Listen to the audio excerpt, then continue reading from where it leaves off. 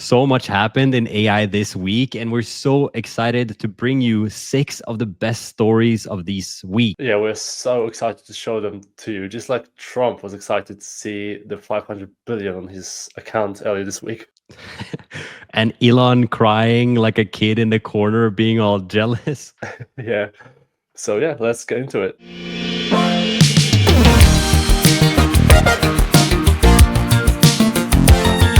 So the biggest news that happened this week was that OpenAI announced Stargate, a $500 billion investment of AI data centers, and it made Elon a bit mad. So I'm going to share everything that we know, including some videos of the, CEO of the biggest investment firm here, the SoftBank, and it's going to be a nice one.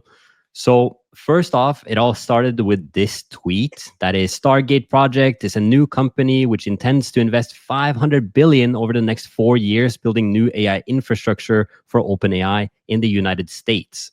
So quite a lot of money, and some people are, I'll get into that in a minute. We will begin deploying $100 billion immediately. This infrastructure will secure American leadership in AI, create hundreds of thousands of American jobs, and generate massive economic benefit for the entire world. Yeah, the entire world. This project will not only support the reindustrialization of United States, but also provide a strategic capability to protect the national security of America and its allies. So it's basically just saying two different things in the same exact paragraph, like entire world, Almost. but also for America and its allies. And for the rest of the article here, it basically goes through that Stargate and basically SoftBank, OpenAI, Oracle, and MGX are coming together to make this project called Stargate. And I actually want to show you, Trump is involved in this, and I want to show you a tab here of him actually. So this guy, Masayoshi Son, he is the president, I believe, or the CEO of this company. And let me share the sound here real quick. There, share the sound. And let's take a quick look at this.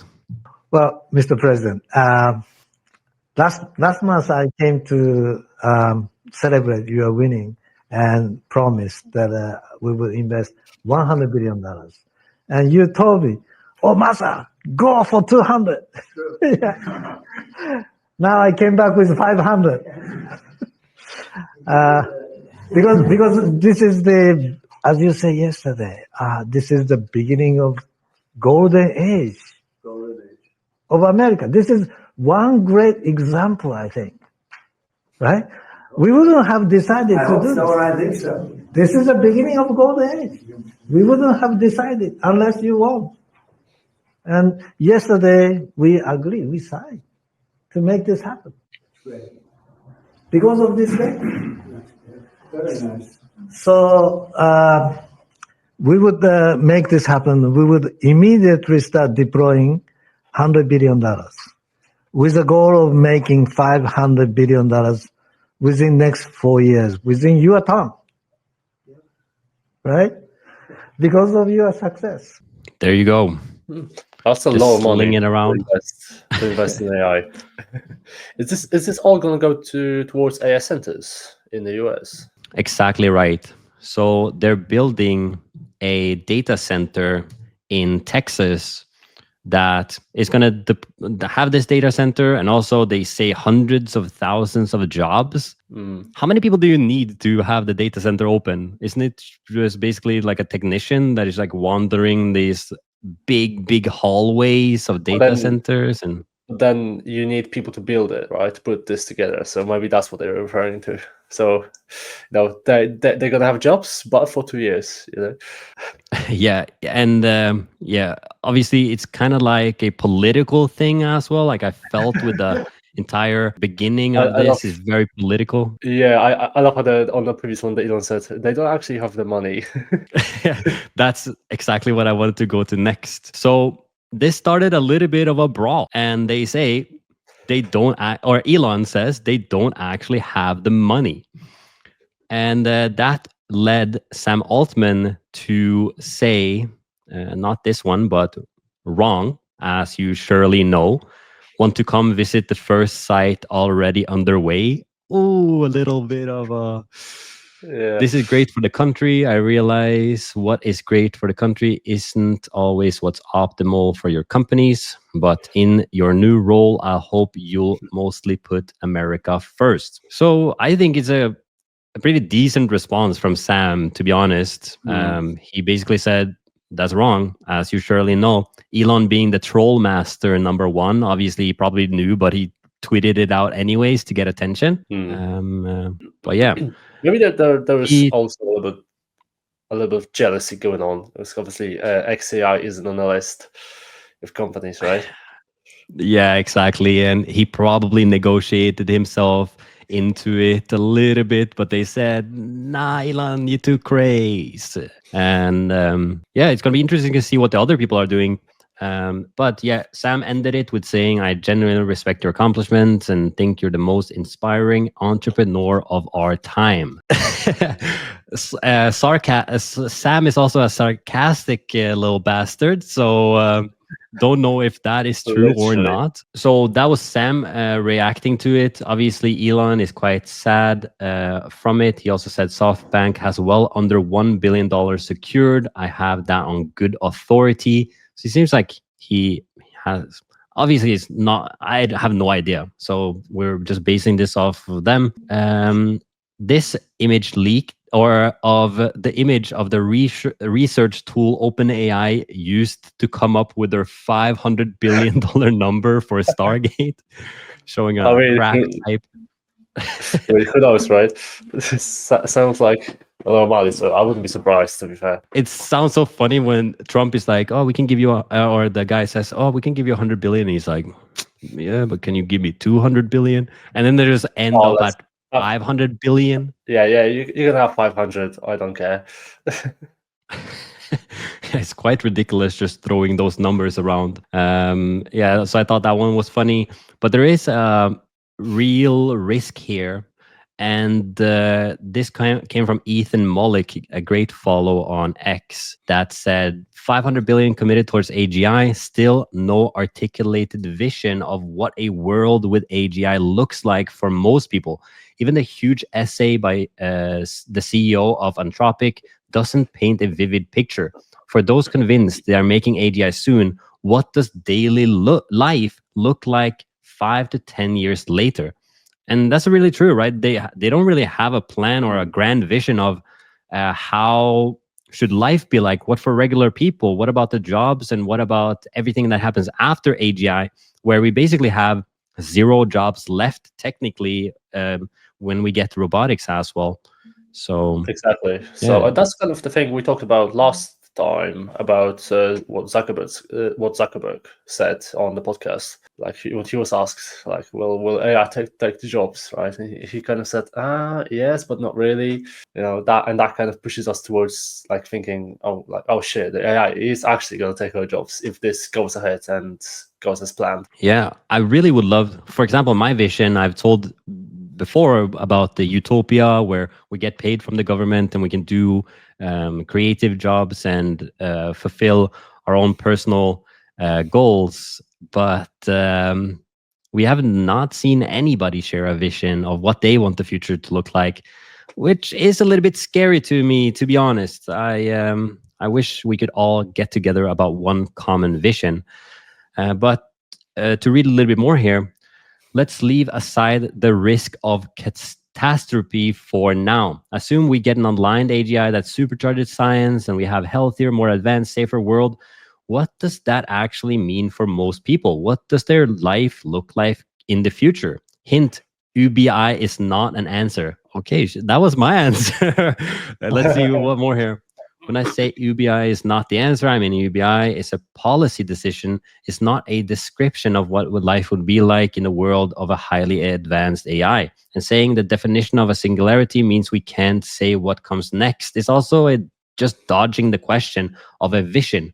Based on the replies, I feel like we are ill-served by science fiction, which seems to be a primary source of imagination. Everyone says Terminator or dystopias.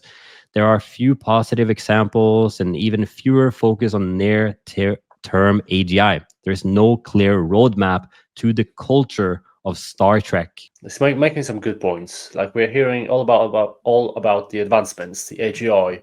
AGI is coming in 5 years or something, the data centers. But what will that mean to people? Like that's what we want to know, and it's kind of the plan that they have, if they have any plan. Yeah, exactly.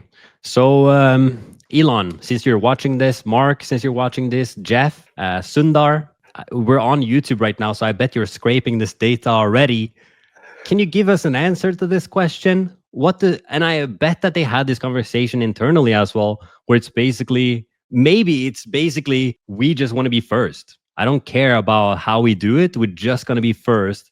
And then we'll figure out the AI, everything safety after the fact. But that's not a great answer as well. So, No, yeah. Because I think like once this is here, it's going to be implemented so quickly that we just won't have time, is what I'm thinking. Exactly. Yeah. And we got to train it like a newborn kid that has good values and principle, ethics, morals, and everything like that. So 500 billion was invested. Trump got a little paycheck, obviously the leader of America. And Elon, a little bit of a crybaby on the side. But I don't know. I love to see it. The competition is going upwards here. Oh yeah, definitely. So take a look at this article that I found. The report uncovers disturbing secrets the tech companies are keeping about AI from us, and trend is worrying. And the article basically talks about just how much energy the data centers, just like this one, are consuming, and how much water is needed to run them. Because obviously with all the hardware that they have, you need to be able to keep it all cool, right? And so you need a lot of water and resources. And this is something that like AI companies especially are not openly talk about, as they always do. Yeah, I didn't hear much about that before, but I do understand that it takes a lot of energy to run all of this. And yeah, with the 500 billion investments on the way, it's gonna, this number is gonna only increase. So, and at the moment, they expect the energy use of those centers to rise to 8% of the global energy use by 2030, which is just 5 years away, and looks pretty scary. I don't know what you think about it. Yeah, I wonder how it compares to like crypto mining, because I know that is also one of the other like energy draining centers that where's a lot of global crisis type things. Before it was like, oh, they are using so much energy and the global crisis is here just because of Bitcoin.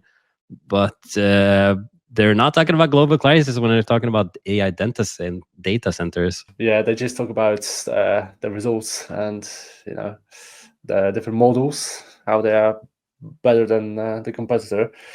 Like for example, just to like illustrate this point, like for example, Microsoft, right? They have different data centers, and one of them in Iowa uses 11.5 million gallons of water in just 1 year. So that much water in just 1 year to support AI development. We don't really hear about this on Twitter anywhere. Yeah, the LA crisis was OpenAI's fault. Oh yeah, basically we can blame all of them for this, and that must have not only like cost implications, but also implications on the environment as well. And that's something that people we don't think about when it comes to like developments in AI. Obviously, there are all those graphs showing us like how fast AI is developing, and it's only goes higher and higher. And the effect on environments, like if we were to plot that on a graph, it would be almost similar, right? The more we develop, the more kind of bad we do to the environment. And it's interesting, this sentence here from one of the emission reports is saying that if the 5 companies, so Microsoft, OpenAI, and so on, if they were one country, the sum of their location-based emissions in 2022, so it was 3 years ago, right? It ranked them as 33rd largest emitting country in the world, behind Philippines. That's very Just based on the data centers. Just based on data centers, and in 2022, which was the year that ChatGPT got released, right at the end of 2022. So AI was still very early days. Yeah. To me, it really seems like we need to figure out some sort of infrastructure solution to this. If we're going to have the growth of AI is so big that it is now, and obviously NVIDIA is just going to keep putting out new chips and new graphics cards, NPUs, and things like that. That's obvious. Like when you said the graph, like the graph of global warming or global pollution and the graph of AI scaling, it's literally probably hand in hand. Probably thanks to all those data centers. But then again, do we have any other choice? Like, what's the alternative? Like, we either build AI or worry about environment and low emissions and all that. So there's this argument that people have and different opinions, because like once we kind of develop AI to the point where it's AGI or close to AGI, like maybe then it will work out a better way to, instead of having data centers, there's maybe some other way this can all operate.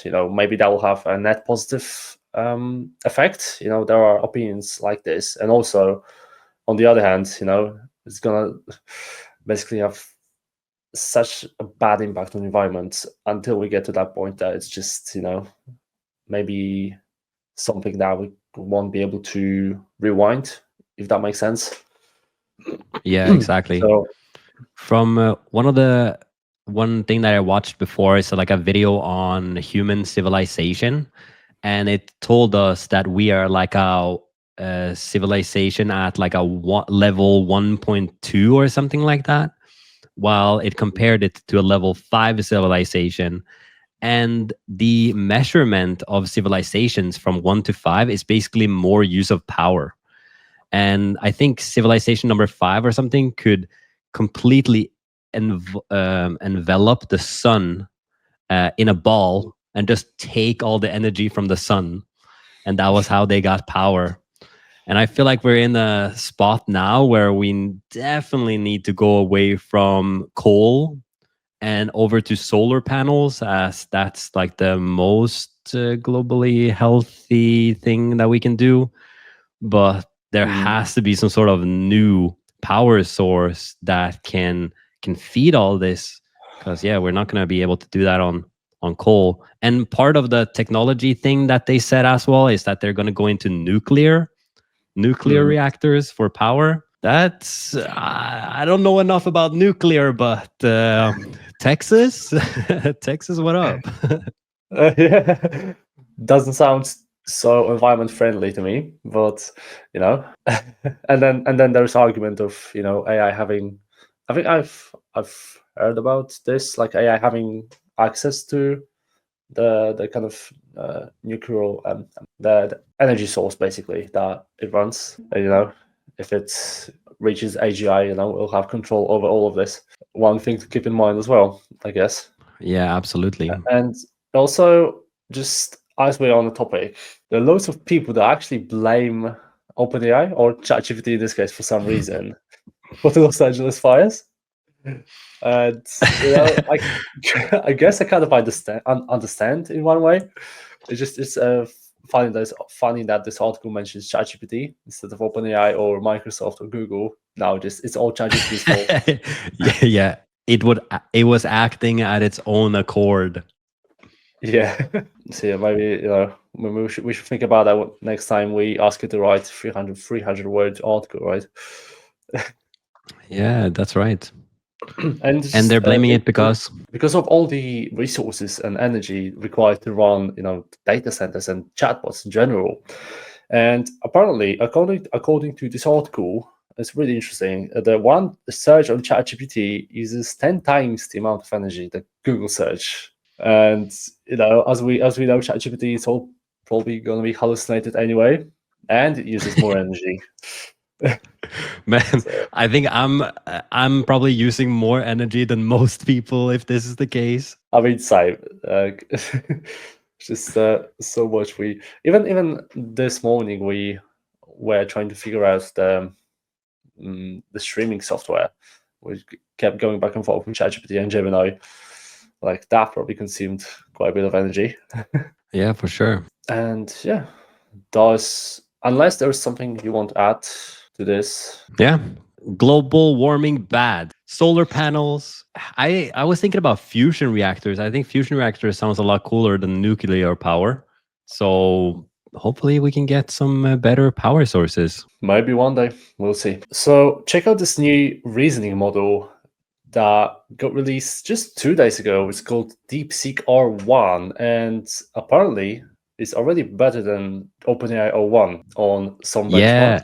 And so much cheaper as well. It's so much cheaper to run. Even the API, it's a lot more affordable to people, and which is why it got so popular. And I just can't wait to show you the stats and how it works.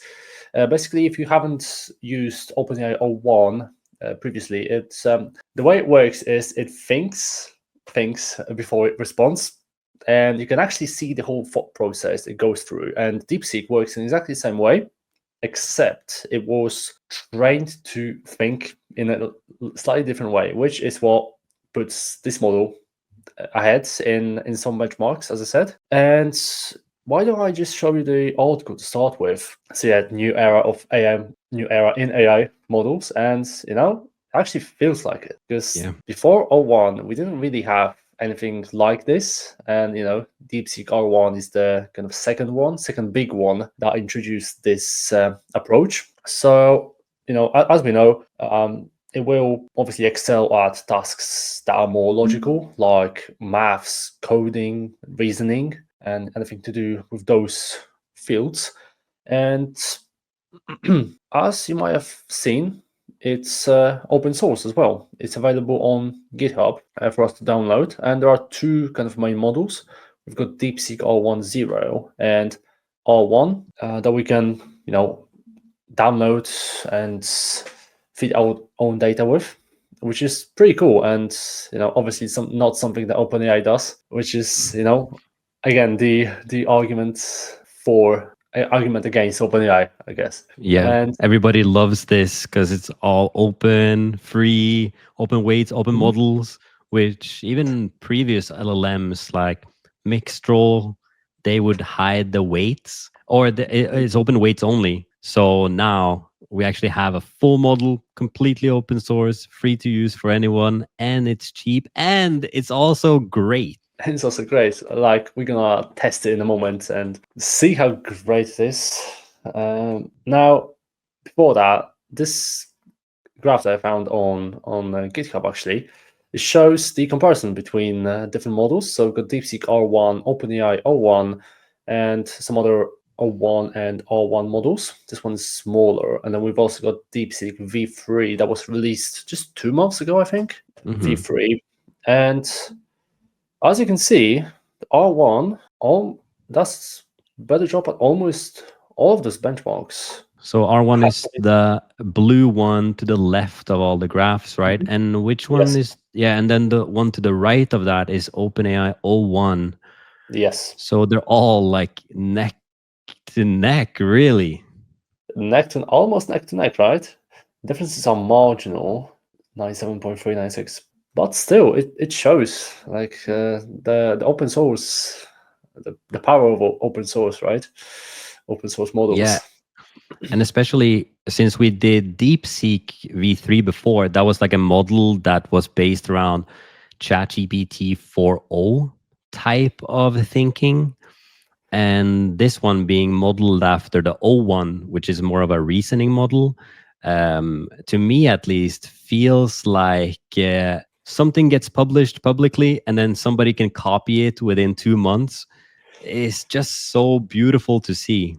Yeah, exactly. And for all of those of you that are slightly more technical, this is all due to the unique approach to post-training. Basically, DeepSeek employed something called reinforced learning techniques, without any kind of supervised fine tuning. So for all those technical guys out there, this is the kind of reason behind like what makes this unique and what makes like DeepSeek being able to compete with OpenAI R1. And in terms of the how it works and the whole thought process, this is I'm now inside the chat.deepseek. This is where you can talk to the model.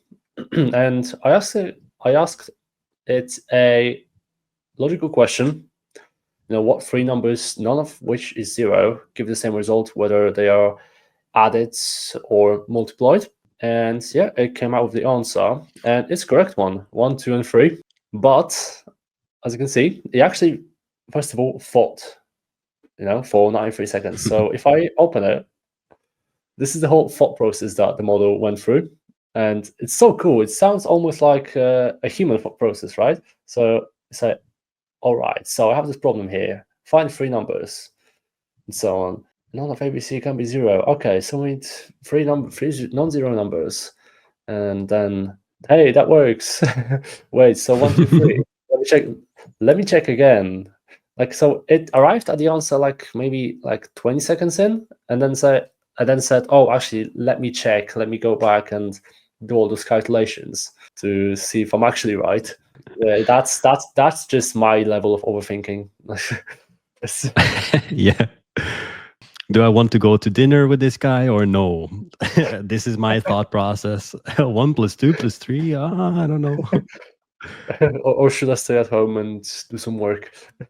Yeah. What excuse should I pop up? I would love for it to do that. I've got this automation to set up. I can't go. The continual overthinker bot. Yeah, and this is pretty much almost, as I said, almost like a human level of thinking. And then maybe if 2 negative are larger, let's try, and it tries different examples as well. And eventually, after all of this, boom, we get the answer. And yeah, for those of you who tried OpenAI R1, this is pretty much exactly how ChatGPT works as well with this model. And I actually want to try this same exact question. So it's going to be a live demo. I'm going to try, see how long OpenAI R1 is going to think for and what it's going to say, because I'm really interested to see. So we're now inside ChatGPT. So I'm just going to paste the same exact question, and I'm on O1. So yeah, let's see how it does. And again, for people used it before, it's going to do some thinking, and then it's going to do some more thinking. And then we got a really short answer. Short answer, which is correct again. 1, 2, and 3. And if I actually close that, if I click on this here, it now shows on the side, because previously you will be able to see this here, but now it shows on the side. So yeah, it's like identifying the solution. I'm piecing together almost like a human again, but it's so much more like an LLM more than a human, in my opinion. Like it's all structured and charting numbers. Now I'm thinking 1, 2, 3. Again, it checks itself. Then the craft precise communication. Now it's a lot. That to me seems a lot more like LLM, think or approach a problem rather than a human. Whereas if you go back to DeepSeek, that is a lot of human-like thinking, in my opinion. Yeah, definitely like that a lot better. Yeah, and as we said before, it's just so much cheaper to run as well. This article, if I go back to it, there's a whole paragraph about it. So at the moment, OpenAI R1 charges $7.50 for input and $60 for output per million tokens, right? Whereas DeepSeek is set at 14 cents per million tokens, right, for the input, and $2.19 for the output. Can't even compare those two. Yeah, I'm trying to find the graph. If you would visualize it, it literally is like a 10-to-1 difference, or maybe even more. I think it was like a 60-to-1 difference of running the O1. I'm not sure if it was the O1 or the O1 Mini, but it might even be the O1 Mini which is supposed to be the cheaper one that it's beating. Trying to find the graph now, but I'll check it in the background. Yeah, sure. If you find it, let me know. But this one is comparing to OpenAI O1, so the full O1 version. Still a lot cheaper. And we talk about the unique approach to post-training. And unless you can think of any other examples that we can test it on, I can just go ahead and show the examples I found on Twitter, which are pretty mind-blowing, to be fair. Like this one, for example, it shows just one more example of how it approaches the thought process. So do something to delight me in exactly 7 words. Make it not cheesy. This is important. Should avoid these. Yeah, love this. Yeah, and it's Yes, nice to logic. see that it's not only like, I was thinking that O1 was only mainly for math and basically physics and science and stuff. But if you feed it with like criteria, like for example, yesterday I was doing O1 and I fed it like the book From Good to Great. And I was like, make all your decisions based around the principles found in Good to Great. And then I checked through the search and it's like, it gave me an answer. And then it checked the Good to Great book. And then it was like, yeah, this doesn't really align with the Good to Great book. So let me try to rethink my answer. And I got a way better answer. So yeah, so for things like that require, I won't say fact checking, but being more like being able to understand the prompts. Like for those kind of tasks, OpenAI O1 seems to be doing a lot better job. And yeah, this other example. So Riley Brown has actually built a Perplexity style app, but with DeepSeek. And I just want to show you the video because it looks pretty amazing to me. And this is something I really liked to see, that we can build these apps just straight out of ChatGPT or DeepSeek in this case. And it goes into the vision of a no software future where we can kind of just make our own softwares based on the need that we have. Zach is human bad boy. Love it. They gotta get the thinking process as well. And then boom.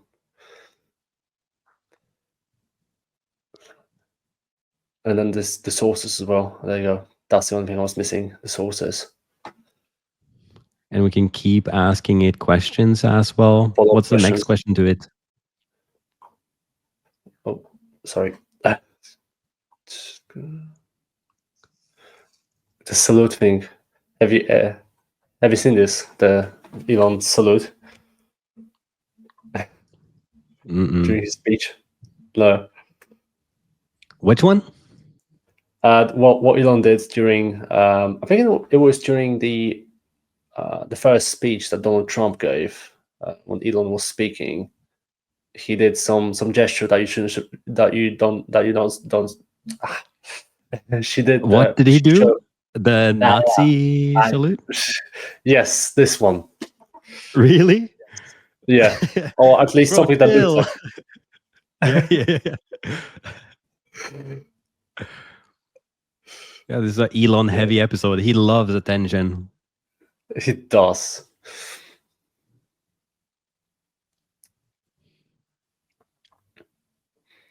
And then, so that was the Perplexity one. Yeah. So yeah, pretty cool alternative to use. A lot cheaper than OpenAI O1. Oh yeah, I sent you a Slack message as well with the link to the image of the price, so you can see the big difference there. Oh yeah. Yeah, sorry. see the 2 massive graphs on the right. You can see the output API price of the So you see the mini is quite cheap at 12, while the normal O1 preview is green there or blue there with 60. And O1 also 60. And you see the tiny sliver of DeepSeek R1 down with a 2.19. Yeah, that helps to visualize the actual price difference, because when you read those numbers, it's like, yeah, okay, fine, cheaper, but now I can actually see like 219 and 60 is a fraction of the cost. That's crazy. Yeah. So there we have it. DeepSeek R1 is out and ready to use. What was the website? You can chat to it at chat.deepseek.com. So you're gonna have to log in. create an account, and then you can chat with it. You got two options. You can select the DeepSeek R1, and that will obviously trigger the thought process there. And you can also do search, and you can do both as well, which is quite nice. Wow, they added this because that was not Yeah. possible before. It was either search or deep think, which is something that Yeah. also ChatGPT can't do with the O1 model. So it just added. Can you actually try? Can you just say how big is an apple or something like that? I can't do search on the one. No, I mean in DeepSeek. Can you try to use it, or it's gonna give you an error? Just should say, what's the population of New York? I was thinking about it and searching the web as well. There you go, doing both. Hey, this is big. This is huge. That's awesome. I am dropping my ChatGPT subscription today. Because there are loads of like tweets on X or posts on X, right? Like I'm about to cancel ChatGPT subscription because I found alternative that's better, right? And now we've actually found the alternative that's better. Yeah, ChatGPT search as well is pretty bad. Every time I ask it to search, it literally don't do the search the way that I want it. And if I continue to ask it the same questions, it literally goes back into the search and searches for the same thing that I asked for. Yeah. Literally today, I asked it about AI news, and it told me the exact same article like 5 times. Yeah, and can't do follow-up questions as well on search. They don't work.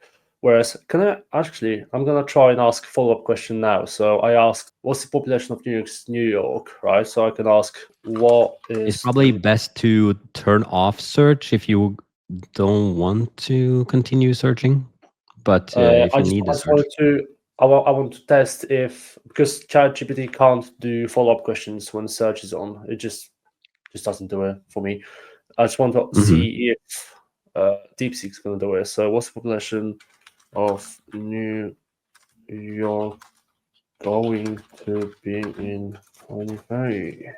Hey, that's a great question too for the reasoning and math abilities. Yeah.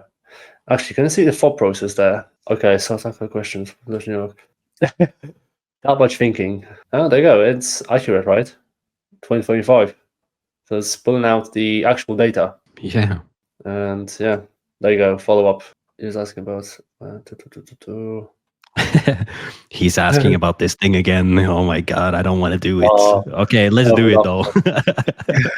I'd love for that to be the thinking process. You're like, this guy doesn't get it. I mean, maybe when you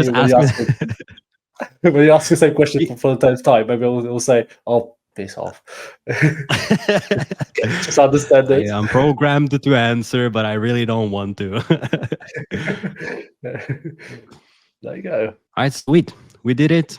Nice. DeepSeek V3, and a little surprise there at the end about search and threads together, which is really cool. So Sam said on Twitter that they're planning to release an O3 Mini in a couple of weeks. But is the O3 Mini better than the O1 or even the O1 Pro that you need $200 per month? And also, what's the big deal with O3 Mini? Can it do anything special? Well, that's what we're going to talk about now.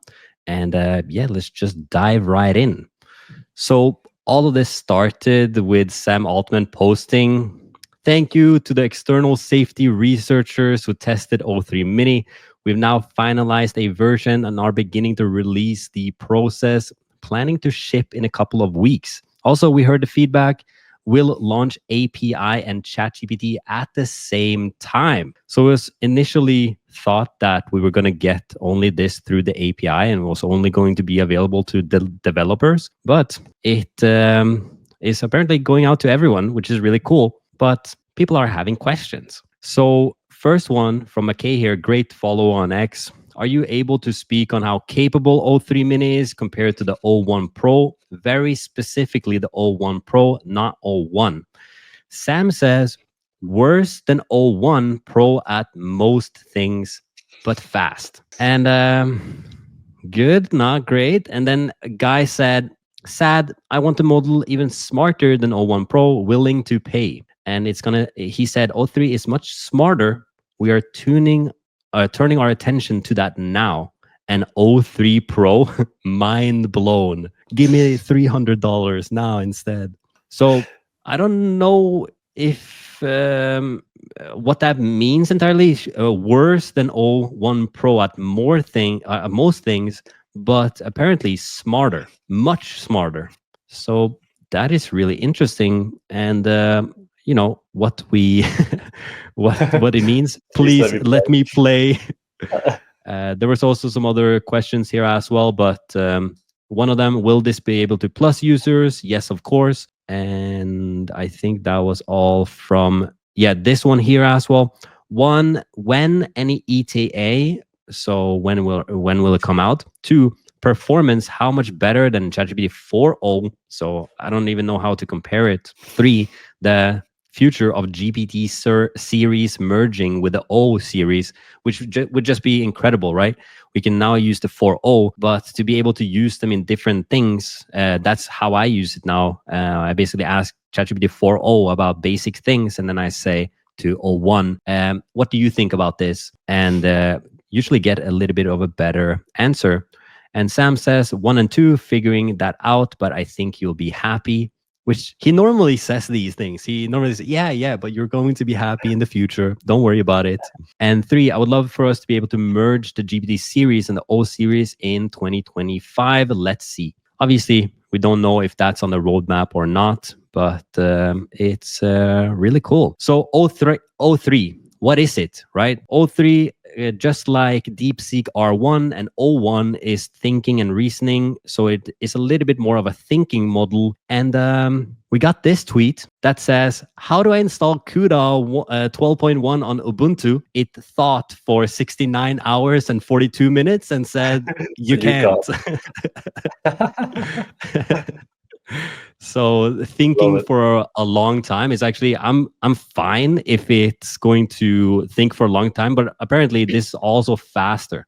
So that's really cool. And the topic is, I actually want the voice model to be a little bit faster. But anyways, Ed says, wow, this is crazy. OpenAI ChatGPT O3 has an estimated IQ of 157.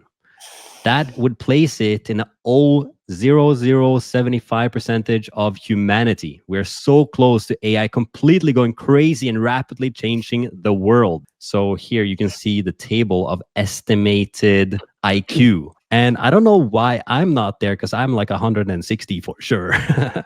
Guaranteed. There's just not enough space on the table, to fit you. Like, above the scale. Thank you. That's for sure why. So the IQ, the difference in IQ, I haven't really taken a look at what that actually means, and also my kind of the intelligence that I'm thinking about. I don't really think about IQ because it's more about smart. Person being smart versus IQ is completely different. But obviously it's really cool that we see this both for the O3 Mini and the O3. We have the O1 Pro here and the O1. I would love to see. Whoops, the lighting turned off. I would love to see a DeepSeek comparison here, or the R1. Obviously, just came out, so there's not that much. We don't have that many rubrics or tables to look at. But I thought that was really cool. If I had to guess, it would probably be similar to O1, because obviously when we saw the graph, differences were tiny. So probably somewhere around the O1 level, except a lot cheaper. Yeah. That makes a lot of sense, actually, that it would be pretty much exactly the same estimated IQ as the O1. There are some tables and stuff that are saying, wow, it's making extraordinary scores on the RKGI evaluation, making historic leaps in AI capabilities. And this one is a little bit for later. So I wanted to specifically talk a little bit about the difference of using ChatGPT 4 versus ChatGPT 01. So in the beginning, I actually didn't really care that much about using the 01. But now I really want to just use it on all different things. And in the previous segment, you saw that the reason why I don't like using 4.0 now is because it will first hallucinate a lot more. And second, it will be confident in an answer that isn't real. These two things are really bad. So what actually happens, and from my internal testing, was that what happens with O1 is that it will give you an answer, but then it will say, I'm going to make sure that this answer is correct.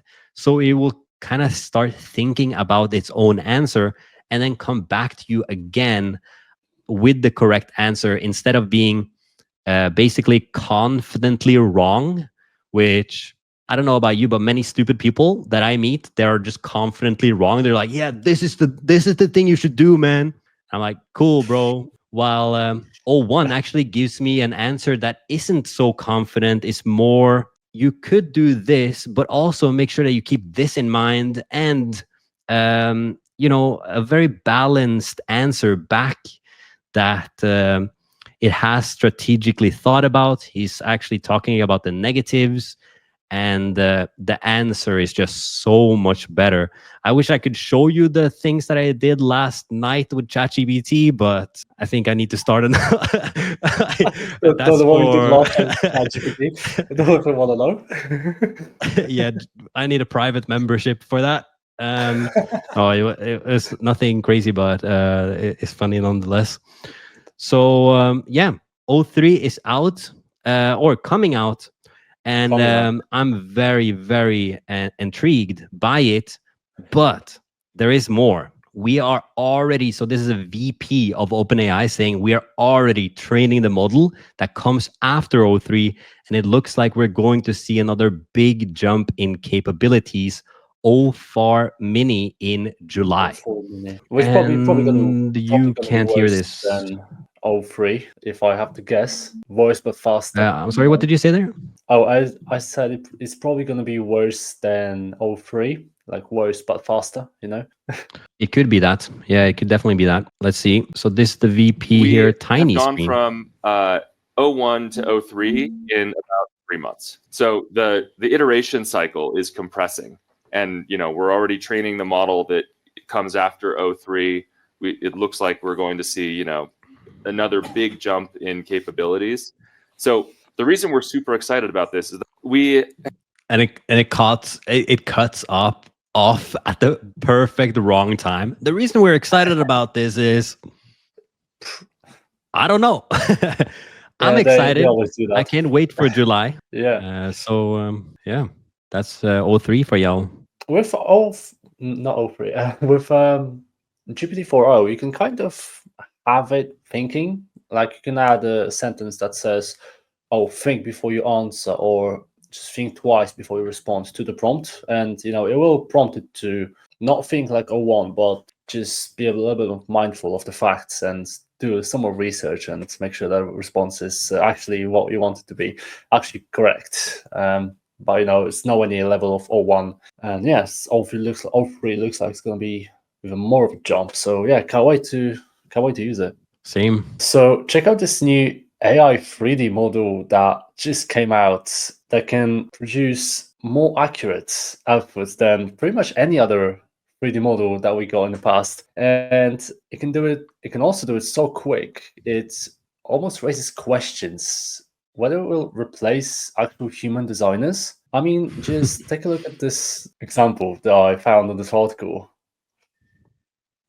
Those are pretty accurate. I love the girl with the hat. And the hair of the guy as well is ridiculously detailed. Exactly, and the outfits as well. But it didn't all start here. As I said before, we had some other 3D AI models in the past that kind of tried to do the same thing. One of them was Zero from Stability. And as you can see, it didn't do as good of a job at 3D modeling. Maybe those examples at the bottom are closer to what we got now, but still, they're not as sharp, are they, right? Yeah, the detail, the colors, the texture, even in the top one as well, which I think is the older model, the shadow on the back of the figure it happens a lot. Like when I tested a bunch of image to 3D softwares, they have a really big problem with the back. Like they don't know what happens on the back side of the animal, so they really have to recreate that, and it's a hard task. It really is, as you can see on this example even. And also there was one more from Luma AI. It's called Genie, and it was a little bit better than Stability, but still not near as detailed, as you can see from this model, not near as detailed as the ones from HoneyOne 3D, which is what the new model is called. And you nailed that pronunciation, by the way. That was I did this time. first try. No, I had to practice before. It wasn't first time. Yeah. Yeah, Just I do standing in front of the mirror. Okay. Yeah, exactly. For half an hour this morning. HoneyOne. Right. Anyway, and as I said before, it actually raises questions because those kind of models, they take skilled artists days or weeks to complete, right? Whereas this model can do this almost automatically. But I don't know why I say but what's good about this model is that it's actually open source. It's available on GitHub, and there you go. One more example there.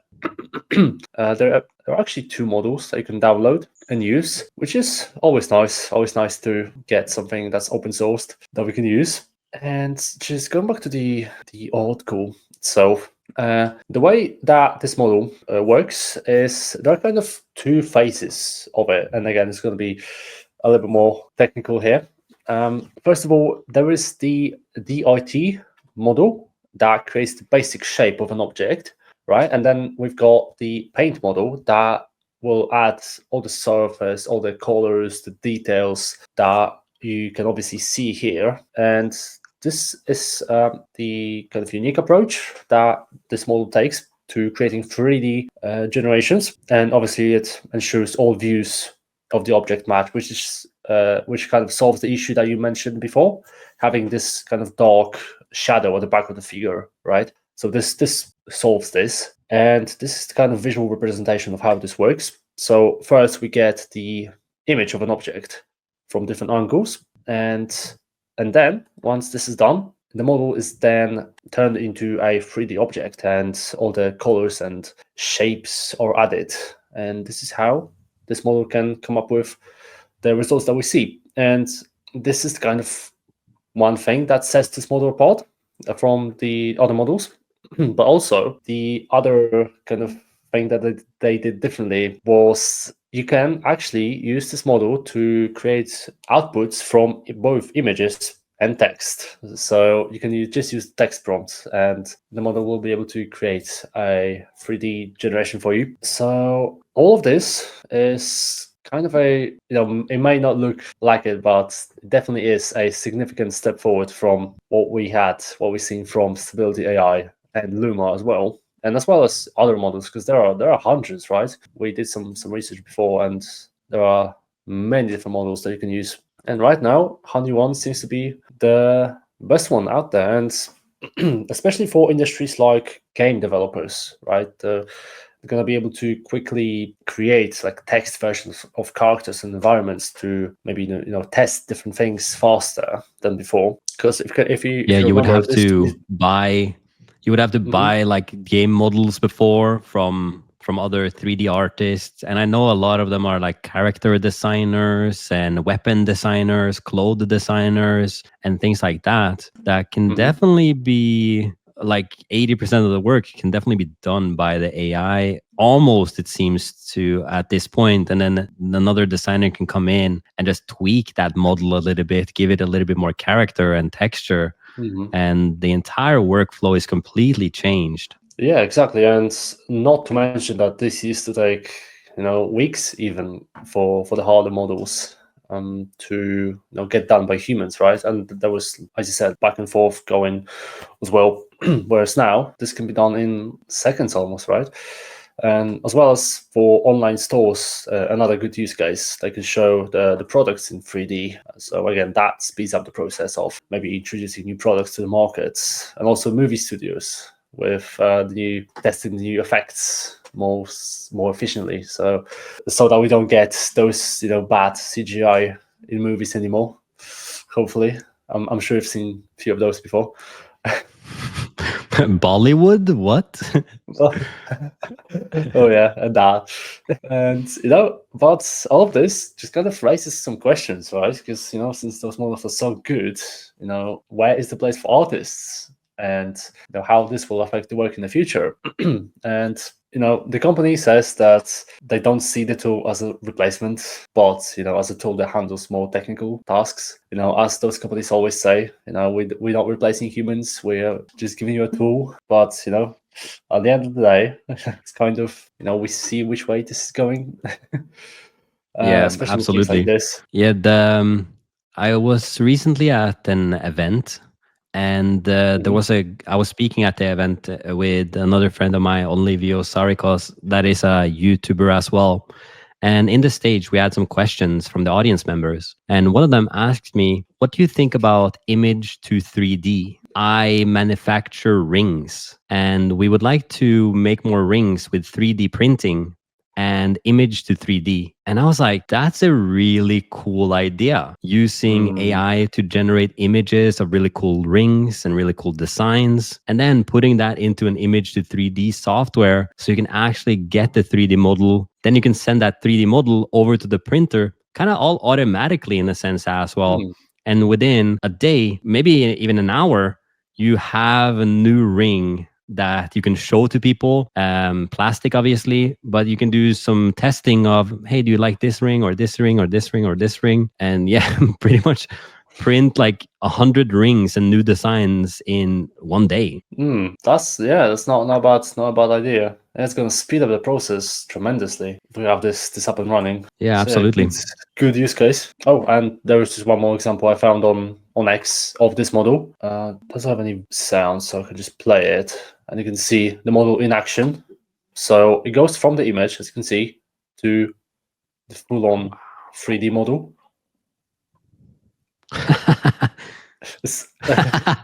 Almost perfect. The previous Whoa, example. that's crazy. That little I know, right? little island there, you can literally make all your game assets just almost instantly.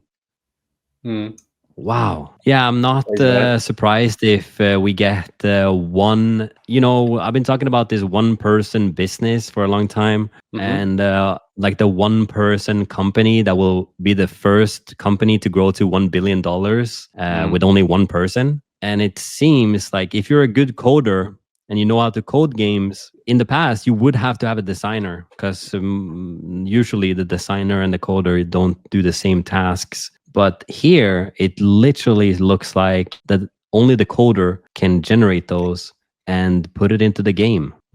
Yeah, now we have models like this. Can produce models on demand. This is interesting. These are the XREAL glasses, the new XR glasses that I've been using every day for the last week. And I want to share my thoughts on it, and if there is something you should buy or put on the top of the shelf as an expensive dust collector. So first, let's take a look at the video here of their promo video that happened last month, and I'll share a little bit why I got them as well. Let's take a quick look here.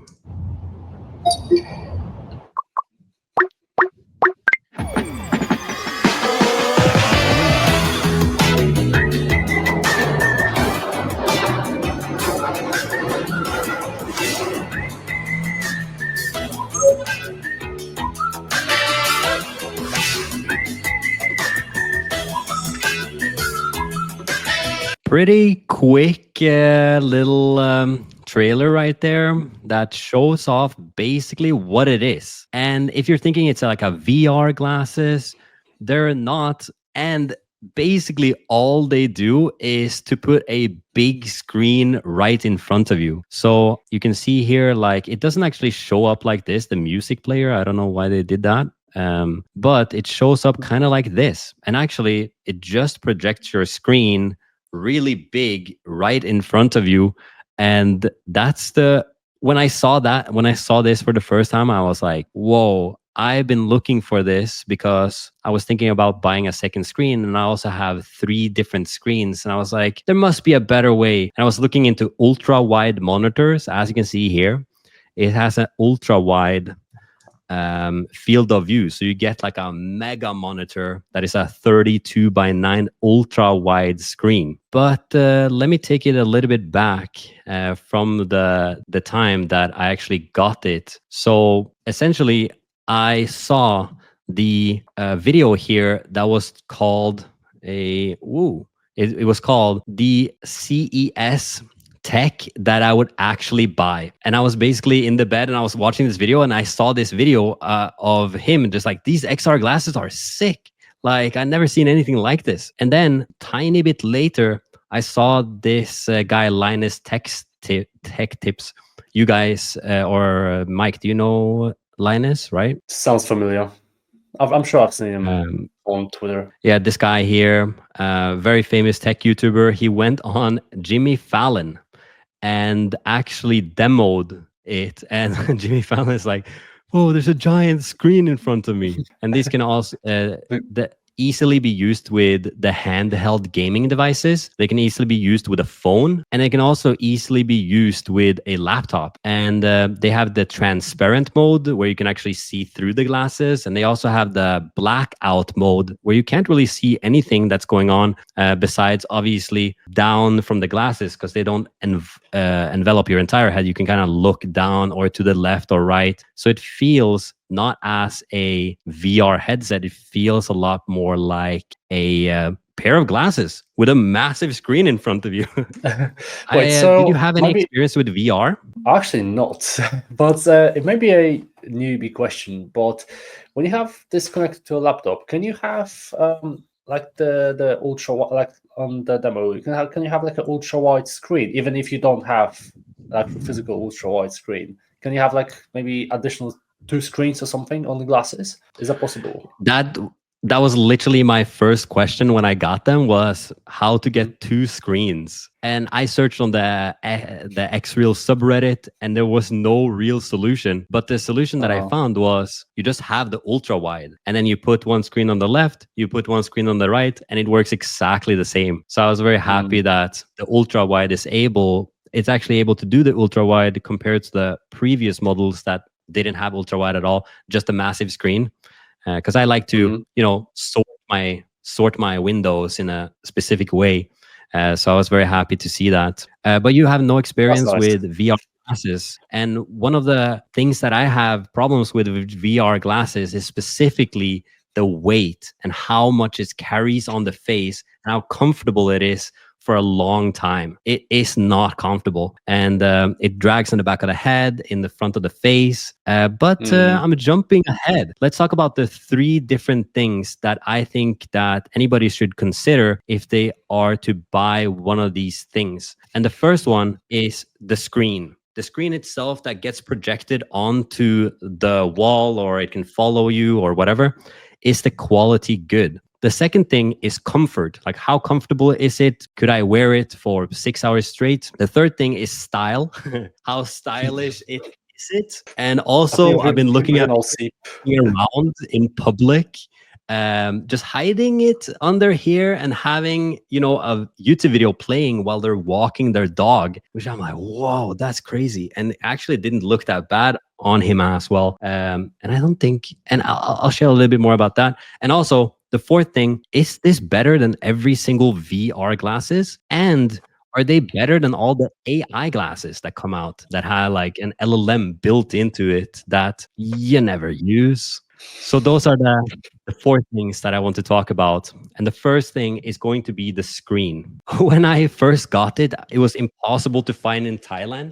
I went to one store, I went to a second store, and the third store I got to, I had to ride a motorbike the scariest way around Bangkok. Mike, man, I can't tell you how scared I was with this motorbike driver driving for 20 minutes. But I ended up getting to the store, and the only store in all of Bangkok that sells this, I was able to get this. And when I came home, I was like, how is the screen basically? Is it comfortable? And my first impressions with it was just, it is exactly what I was thinking. There's a big screen in front of you, exactly like a laptop, exactly like a big TV. I have a TV to the side here, and it worked perfectly. So about the screen in general, I don't know about people like pixel peeping, like they're basically like looking at each and every pixel. You don't really see big pixels or anything like that. You just see a nice big screen, exactly like if it were your laptop or if it was this TV, except it's just way bigger and it follows you around. So that's what I have to say about the screen. It looks really good.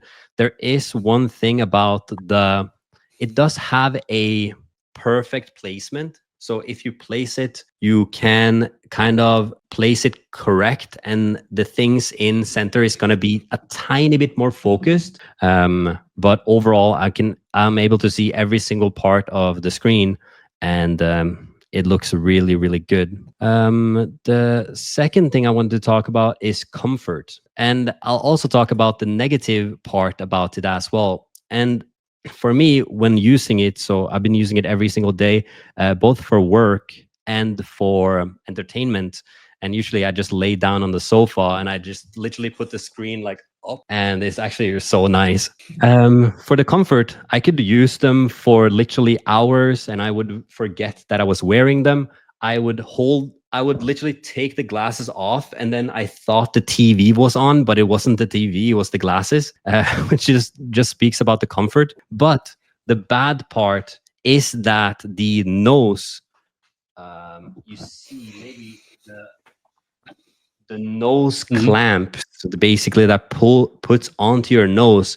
I do find that it does slide down a little bit.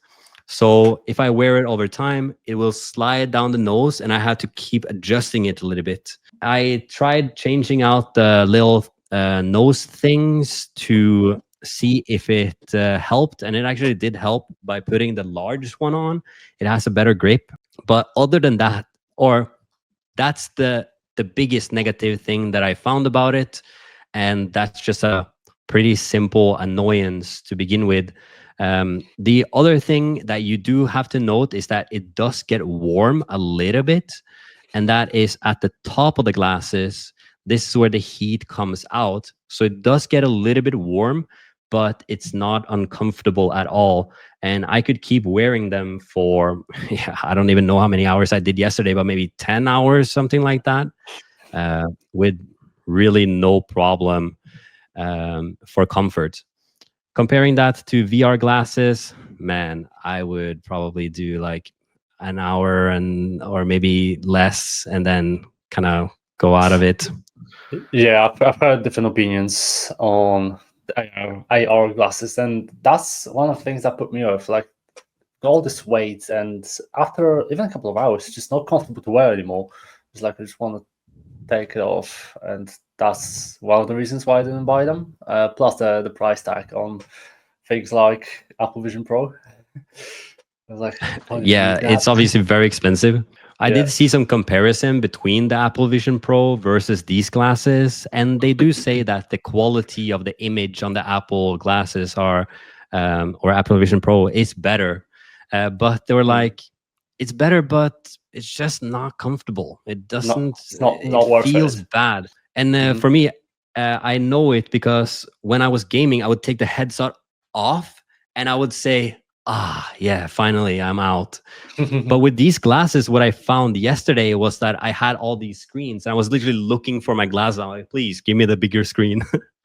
So that's a really clear indication of like, yeah, I just wanna keep using them. So for me, comfort, it is really comfortable. The only thing is the sliding nose thing. But the third thing is style. Mike, tell me your unfiltered, honest opinion on the look. It seems like they're like too forward than it should be to me. But overall, yeah, it does seem like that. Honestly, a solid 6 out of 10 when it comes to the style. Yo, that's good because everybody says 7 out of 10, but a little 6 out of 10. Yeah, that's fine. I also think they're quite a 6 out of 10. They are a little bit of a if so, this is what I think about it. Say you were to use this outside in a cafe or something. They look like glasses, which means that the immediate reaction that you will get if somebody were to glance over at you and then look away would be, oh, they're just wearing glasses. But if you see them for a long time and you look over once or twice, you're just like, whoa, these are some tech glasses that are pretty, like, what is he doing? What is he doing? Yeah, I'll actually come up and ask, because I'll be curious. I'm always curious about this kind of stuff. So I'll actually come up and ask. Yeah. What are you wearing, dude? What is that? Yeah, I did actually get asked by somebody that was like right next to me on another table. It's like, hey, what are those? And I was like, I don't even know. I just tried them out for the first time, and I was like, I don't even know how to find the screen, so don't ask me. Try to figure it out. So from the style perspective, like 100 times better than a Vision Pro, for example.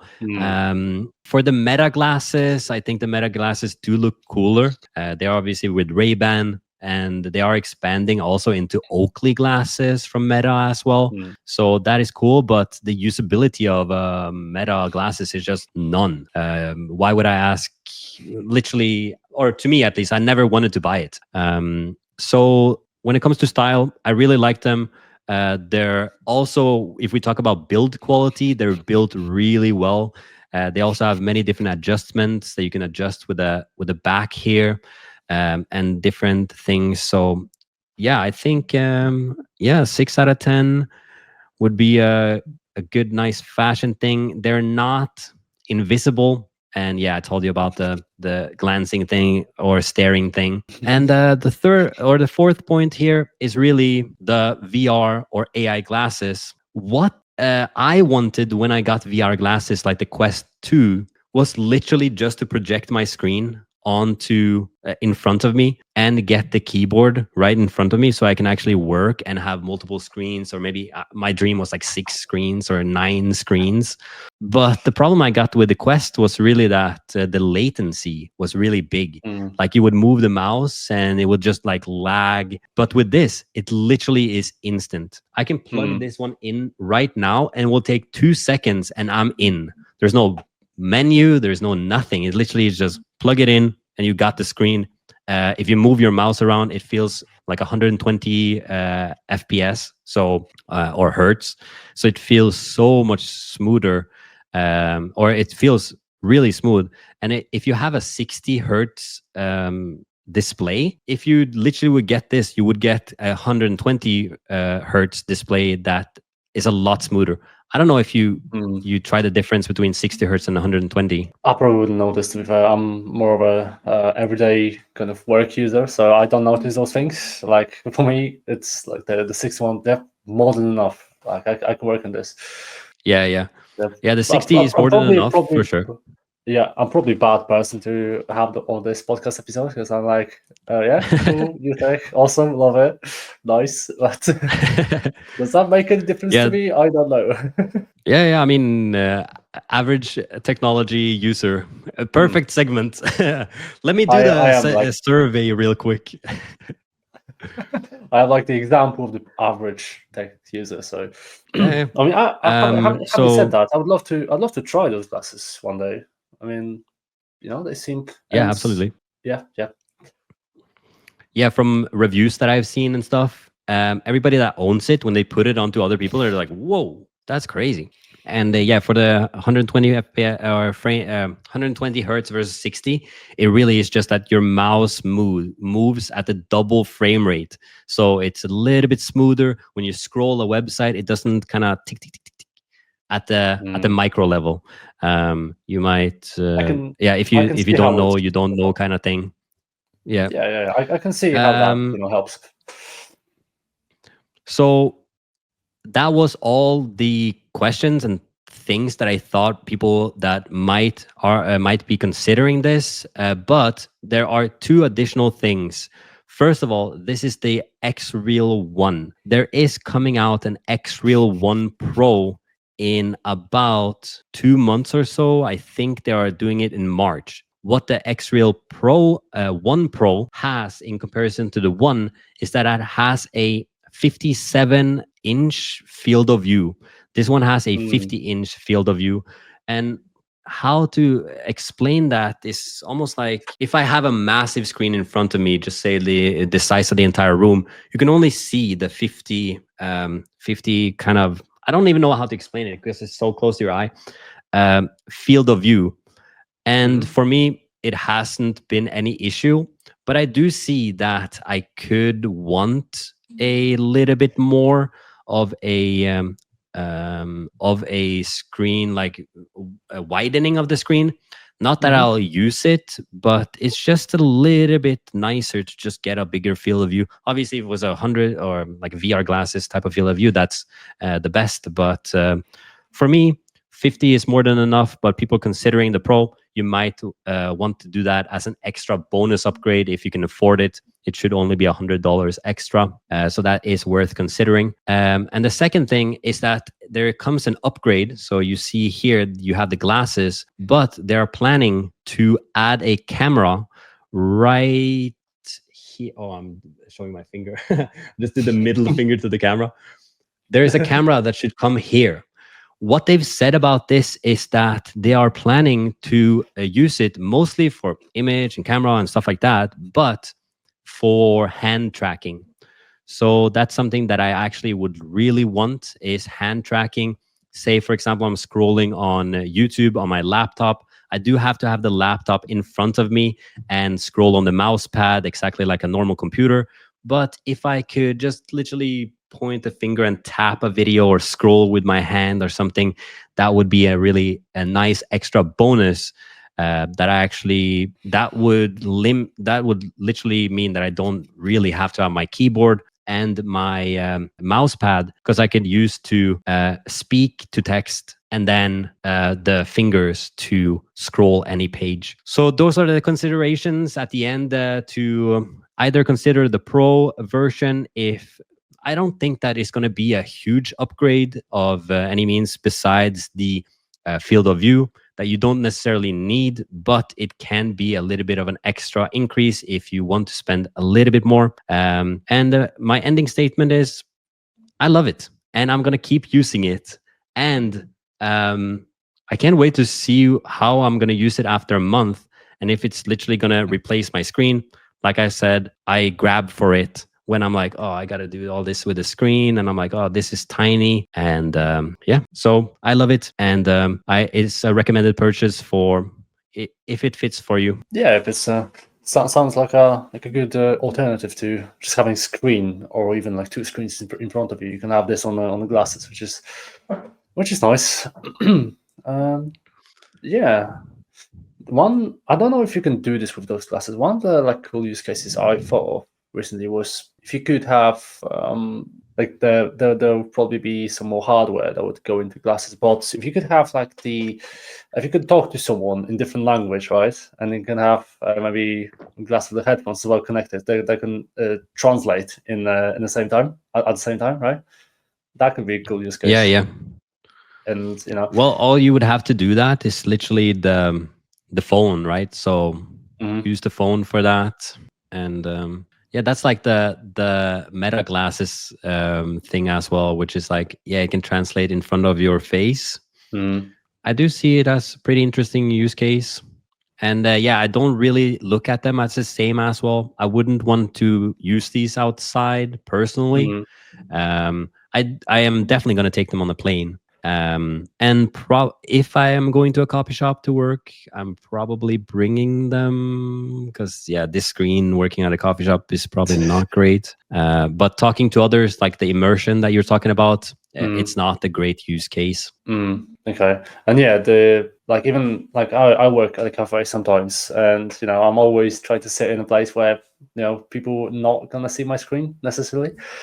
So that could be a good thing for me as well. That's a huge thing that some other people are talking about in reviews and stuff. It's like, yeah, you have complete privacy. Nobody can see anything. So yeah, I think that's another added benefit. Oh yeah, definitely. There was there something else I want to talk about? I can't remember. Oh yeah. I'd love to be able to. Yeah, that's obviously, but have this to watch movies as well. When I'm by myself, I can just put this on and just watch a movie like this. So that could be nice. One of the Yeah. reasons why I might consider buying one of those. Yeah, Just for this. it's so nice for entertainment. It really is. Mm. And also, I actually like that it's not fully enclosed, because when I sit down and watching a movie or something like that, I might have it as a dual display. So I actually have this as my main display, and the laptop is actually under me here, and I can see down from the glasses. So I can kind of look down at my second screen while the big screen is up there, and I can, for example, play video games and watch YouTube videos at the same time while being the most couch potato ever. And my neck, bro, it's fantastic.